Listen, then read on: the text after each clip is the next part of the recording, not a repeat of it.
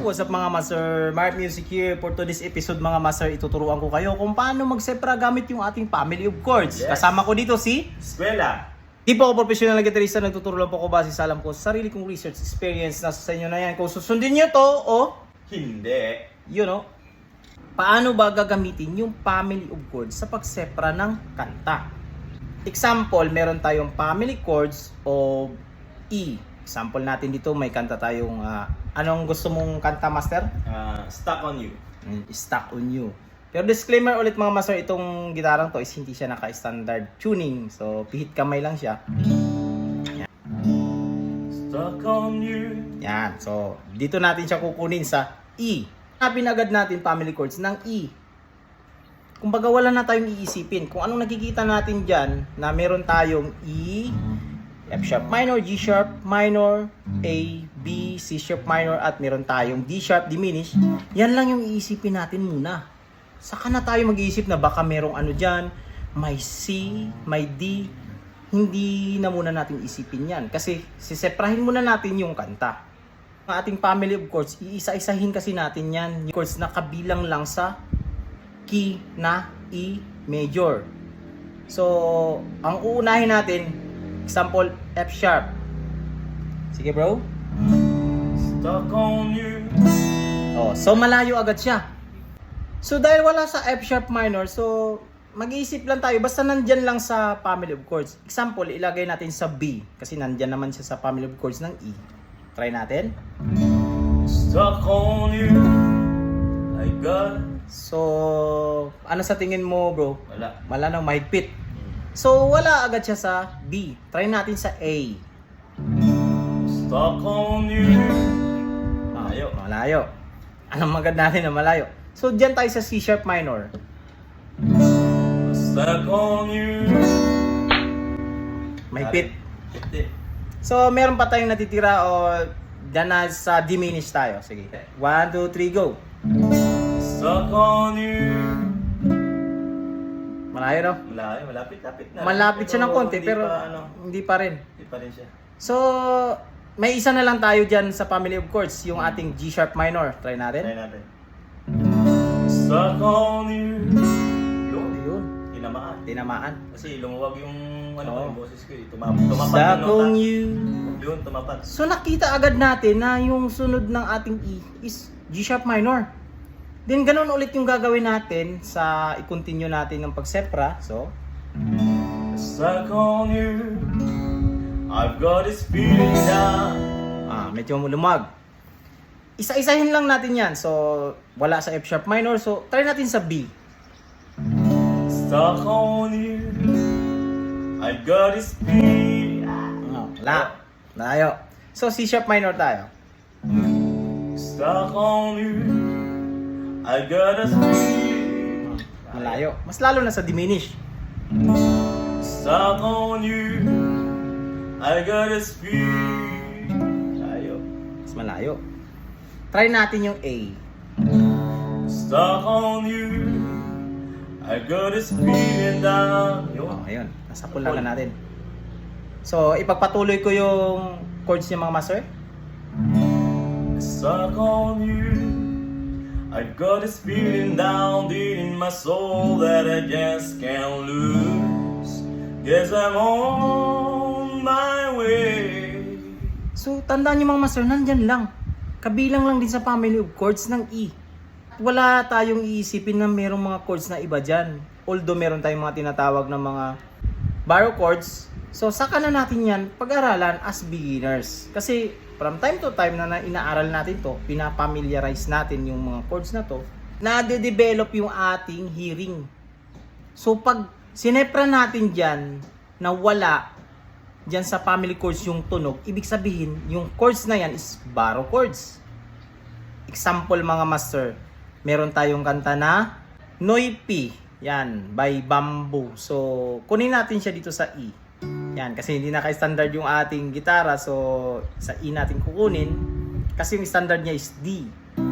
So, sa E, family chords ng E. So, gano'n ulit yung gagawin natin mga master. Iisa-isahin ulit natin yung family of chords. So, try natin. Hoy, Pinoy ako. So wala siya sa F sharp. G sharp, try natin. Hoy, Pinoy ako. Mas lalong wala siya dyan. So sa A, try natin. Hoy, Pinoy. Mas wala siya sa A. Then sa B, try natin. Hoy, Pinoy. So meron siya sa B. Ulitin natin. Hoy, Pinoy ako. So nasapul natin yung dalawang chords. Doon tayo sa buo aking loob. So try natin yan ulit. Isa-isahin natin ulit. Start tayo sa F sharp. So try natin, bro. Hoy, Pinoy ako. Buo. Wala. So G sharp, try natin. Hoy, Pinoy ako. Buo. Wala. So try natin sa A. Hoy, Pinoy ako. Buo. Wala siya sa A. Then try natin sa C sharp minor. Hoy, Pinoy ako. Wala rin siya doon. Try natin sa diminish. Hoy, Pinoy ako. Mas lalong wala. So, ririnig na agad natin na wala siya doon sa family of chords. Baka meron siyang mga barrow chords. So, para ma-identify natin yung barrow chords, ilalagay natin yung mga chords. Example, yung mga malapit sa kanya. Either dito sa atras, malapit dito sa C sharp major or C. Try natin sa C. Hoy, Pinoy ako. C. Buo. Malayo. Narinig natin mga master, medyo lumuwag. So, ibig sabihin, malapit lang yan siya mga master. Try natin na C sharp. Hoy, Pinoy ako. Buo. Yun, lumapit na tayo doon sa tono. Naririnig yung mga master, parang lumapit na tayo doon sa pinaka tono, exact na chords. So, try natin sa D. Hoy, Pinoy ako. Buo ako. Yun.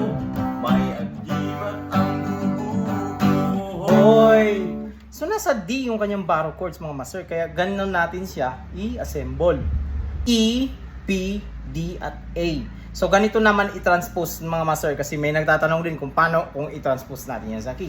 Kung napapansin nyo, nahirapan si ka-master or nababaan siya sa ating key.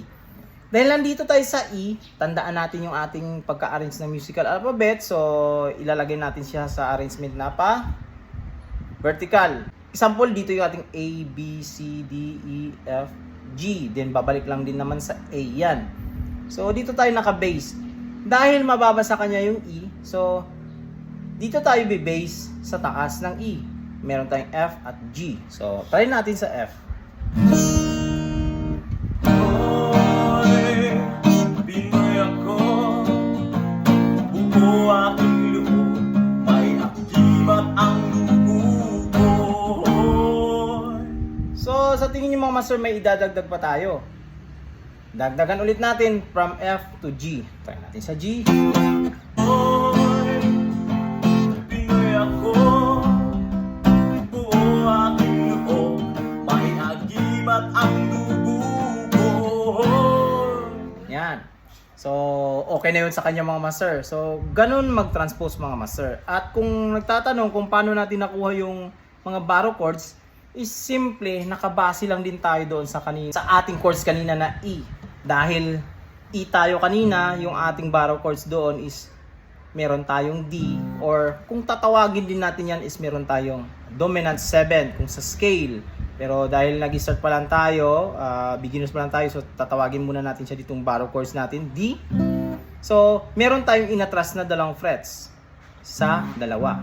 So, kaya nung nag-F na tayo, atras lang din tayo ng dalawa, kaya nakuha natin yung barrow chords natin na meron tayong D sharp. So, ito yung F, atras ng dalawa. So, may barrow chords na D sharp. Pag F yung ating key. Then, nag-G tayo kanina, nakuha natin na F yung ating barrow chords. Bakit? Sa G natin, ito, atras lang din tayo ng dalawa. 1, 2. Kaya nakuha natin yung barrow chords natin na F. Hoy! Pinoy ako. Buo aking loob. May agimat ang dugo ko. At yun lang mga master, huwag kalimutan itong itag mga master or i-share sa mga kakilala nyo, mga kaibigan nyo na mahilig din sa gitara mga master. At hanggang dito lang ang video natin mga master. So huwag kalimutan mga master. Eskwela! This is Smart Music. God bless you all. Peace out. Yan bro.